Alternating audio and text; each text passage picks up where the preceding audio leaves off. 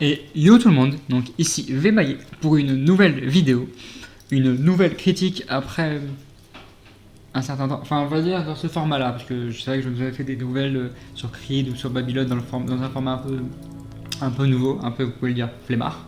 Mais en plus de temps et en plus d'envie de revenir sur ce format qui m'a fait un peu connaître on va dire au monde, et ben je suis décidé de revenir sur ce format là pour parler d'un film plutôt récent, voire très récent en réalité, hein, l'un des plus récents je pense qui, pouvait, qui pouvait être en ce moment, dont tout le monde parle en réalité, dont tout le monde pense, on va dire, à ce film-là.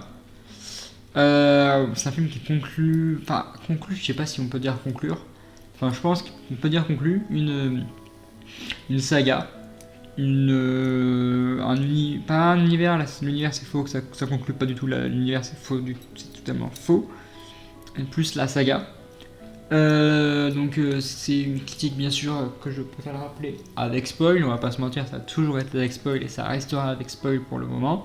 Je ne peux pas faire de critique sur des films et séries sans vraiment faire de spoil, donc je préfère rester sur mon idée de critique avec spoil qui marche bien, dans lequel je me trouve bien, dans lequel j'ai pas trop de problèmes et dont j'arrive bien à vous parler.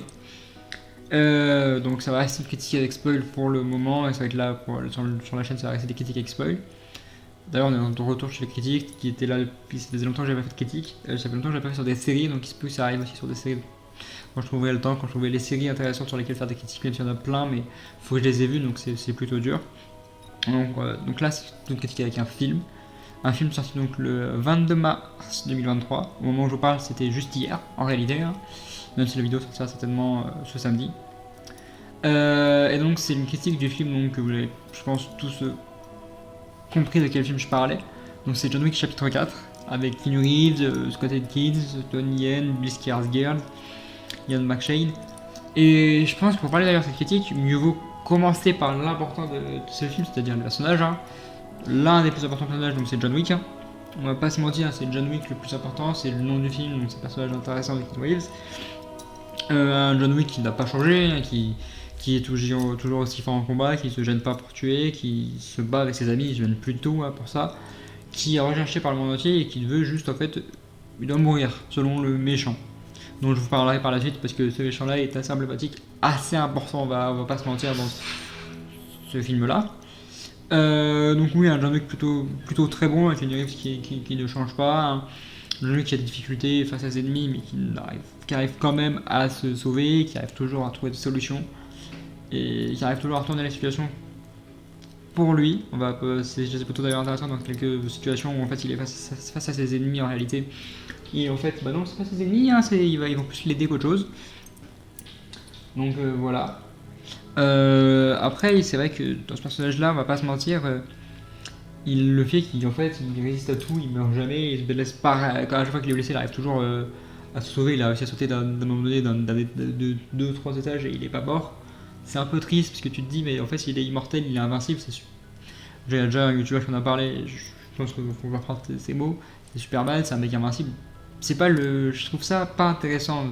Il y a de l'humanité dans le personnage parce qu'il a perdu son chien, il a perdu sa femme, il a tout perdu et c'est plutôt intéressant parce qu'on en a déjà parlé plusieurs fois.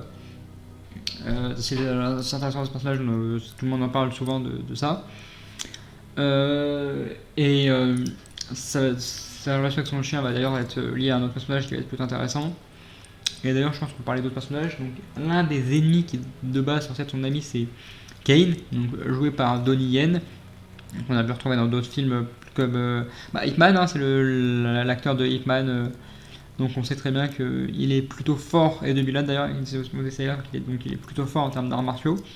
Donc Kane, qui est donc un personnage aveugle, un ancien espion aveugle qui va devoir reprendre du service à cause de la demande du méchant.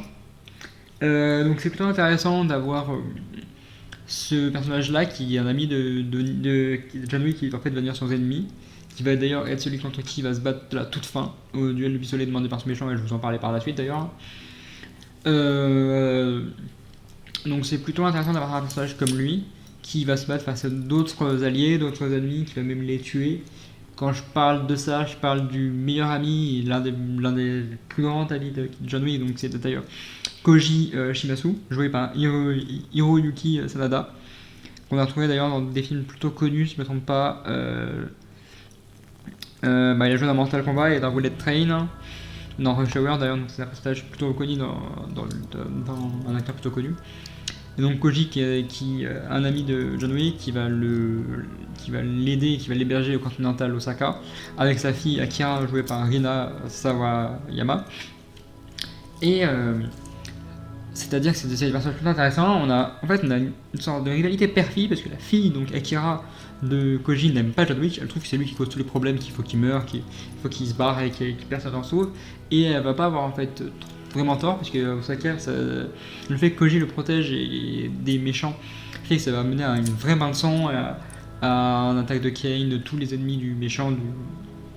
Alors je ne vais pas encore prononcer le nom, mais je vais le prononcer plus tard.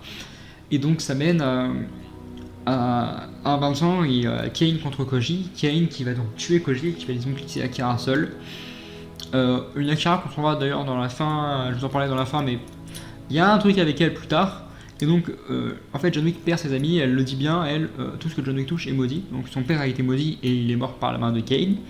Même si en réalité, t'as pas l'impression que c'est ce qu'il voulait, il était un peu forcé parce que oui, sa fille est sous la main et s'il ne fait pas ses actions, sa fille peut mourir tout comme lui, donc il n'a pas vraiment envie.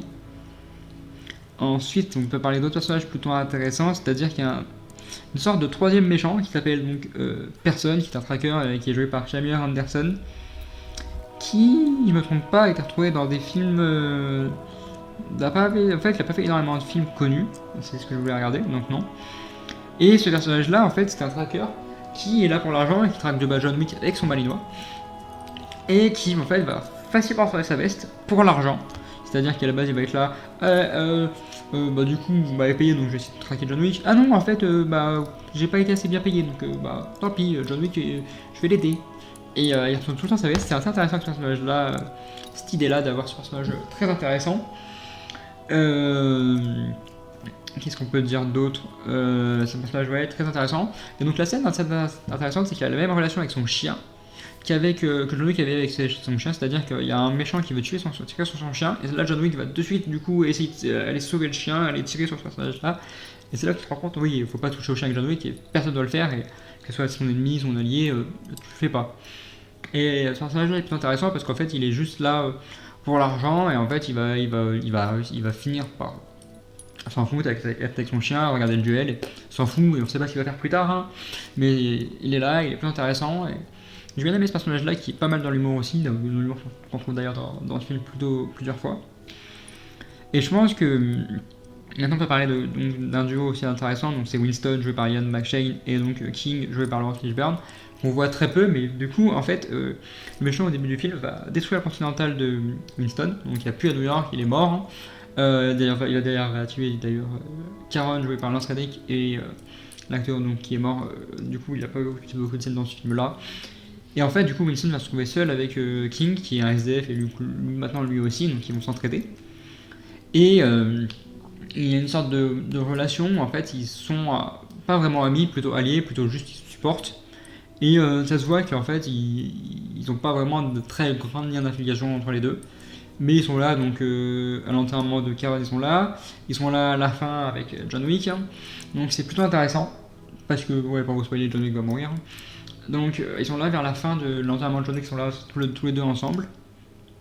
Et c'est plutôt intéressant, je trouve, d'avoir cette idée-là. Et je pense qu'on va parler maintenant du méchant, qui est l'un des méchants les plus emblématiques d'une saga, je pense, de John Wick. Donc le marquis de Gramont, joué par Bill Skarsgård, qui a d'ailleurs joué le méchant Creux dans Eternals, et qui a joué dans ça. Et je trouve que pour jouer un marquis, il a été très bien, c'est une des meilleures idées qui ait pu exister. Il a très bien joué cette idée du marquis, il a été très très bon. Un marquis qui, sous l'appui de la table, doit avoir toutes les ressources, donc il va pouvoir détruire le Continental, il va pouvoir aller tuer Koji et détruire Osaka. Il va pouvoir forcer Kane du coup à s'en prendre à John Wick à ses alliés. Forcer un peu aussi le tracker, personne, donc oui c'est assez intéressant.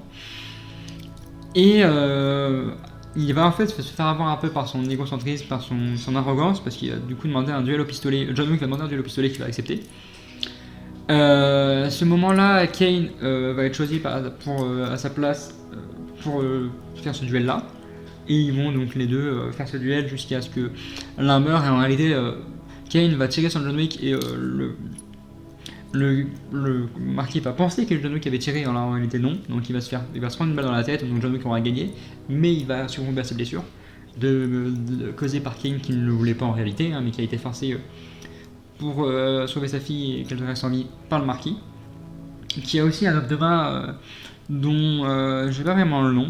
Je crois que c'est Kiddy, joué par Marco Zaror, que je déteste absolument.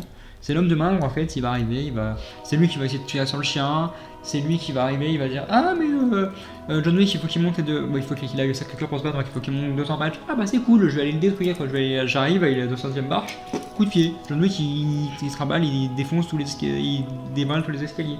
Mais Kane va être là pour le sauver, pour l'aider, lui dire bah, je veux me battre contre toi, je veux que ce duel arrive, donc on va y aller. Et ce mec là va finir par se faire tuer par Kane. À un moment donné, il va se faire défoncer par Kane, John Wick à un moment donné, et c'est le chien qui va le finir avec du coup Monsieur Personne. Avec personne, c'est pas Monsieur Personne, et donc c'est assez intéressant de voir ça. Ça reste dans l'action, ça reste plutôt intéressant d'avoir cette partie-là, donc ouais, où dans Paris il y aura cette chasse avec cet homme-là qui va être là au cœur de l'action, avec là, bah en fait je vais défoncer John Wick. Ils sont tous dans Paris avec une radio qui dit bah John Wick est dans Paris, allez le chercher, elle l'empêche d'aller au Sacré-Cœur, une demande du marquis qui va donc forcer les gens à le faire, forcer la main aux gens de Paris, aux trackers de Paris, à ses hommes de main lui aussi, personne ne va réussir en réalité, et John Wick va finir par réussir à aller devant le Sacré-Cœur pour son combat, et il va finir du coup par faire son combat, qui va en réalité un peu gagner, on va tout dire. Winston va du coup retrouver son porte mental, il va être remené, John Wick il va être libre, mais du coup mort. Et d'ailleurs, ça fait écho une phrase du marquis qui disait bah, vous allez avoir votre liberté si vous gagnez, mais vous n'allez pas avoir le temps d'en profiter. Et c'est la réalité.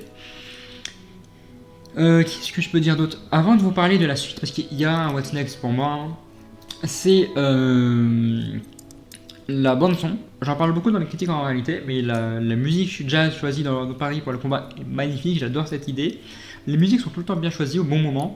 Je suis plutôt friand de cette idée d'avoir des musiques qui marchent très bien. Je suis content d'ailleurs d'avoir vu ça. Donc je suis plutôt content, oui, d'avoir des musiques qui ont bien marché.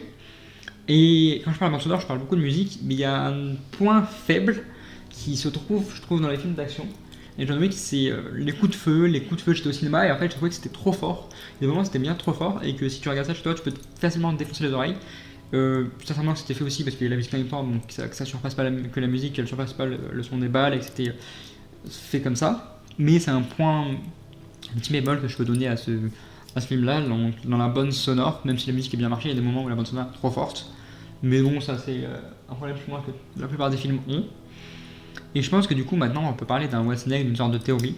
Parce que du coup, oui, donc on a King et Winston devant John Wick qui meurt devant désolé, devant comment on appelle ça, le cercueil de John Wick, enfin pas son cercueil, juste sa pierre tombale, à côté de sa femme. Et c'est là où on se dit, mais du coup c'est la fin, John Wick est mort. Et c'est le problème que j'ai avec ce type de film là, c'est qu'en fait on peut pas vraiment se dire qu'il est mort, parce qu'on n'a pas vu son corps se faire enterrer, se faire mettre sous terre, donc on peut se dire, ah il fait semblant d'être mort, et peut-être qu'il va revenir dans Ballerina avec Alain de Armas, même si j'aimerais du coup que ce soit une vraie fin, et que du coup il soit vraiment mort, et du coup dans Ballerina ça certainement pour moi, et j'aimerais bien que ce soit juste un flashback où il soit là. Dans la Continental avec Winston, ça soit peut-être un flashback aussi, parce que c'est la jeunesse de Winston si je ne me trompe pas. Donc j'aimerais bien que ça soit vraiment mort, même si du coup s'il y a un 5, eh ben, il y aura une raison de dire oh oui, bah en fait il est pas vraiment mort, on a tous pensé ça, mais en fait non. Et il y a une autre raison, c'est qu'en fait Akira avait dit donc à Kane qu'elle allait le tuer. Donc Kane à la fin du film, il y a une scène post-générique où il est là, en train de regarder sa fille jouer, et Akira qui est là avec lui mettre un couteau sur la gorge. Elle est pas loin d'aller le trancher et ça s'arrête là. Donc ça se trouve elle l'a tué, ça se trouve elle l'a pas fait.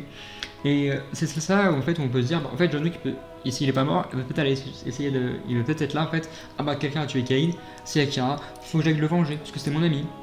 C'est ça qui est dur à se dire. Donc on a la suite sur Balgana de John Wick, Continental, la série. Est-ce que Akira aura pas aussi une suite en tant qu'espionne, en tant que truc comme ça? On ne sait pas en fait ce qui va se passer avec John Wick. Pour moi, c'est la vraie fin, et donc l'univers n'est pas fini, il va s'attendre avec des spin-offs. Et c'est ça la ficule, c'est que j'espère que c'est ça. Parce que s'il y a un 5, j'aimerais bien que ce soit pas un John Wick 5 avec une arrive. En fait, il est pas mort. Alors que c'est un homme et à un moment donné, il doit mourir. Donc j'espère que c'est ce qui va arriver. Donc c'est tout ce que je peux vous dire sur ce film, qui est un très bon film avec de l'action, de l'humour, tout est bien mélangé. Un très bon John Wick chapitre 4. Que je vous conseille d'aller voir plus au cinéma qu'autre chose. Et c'était donc V Maillet pour une nouvelle critique de John Wick chapitre 4. Et ciao tout le monde!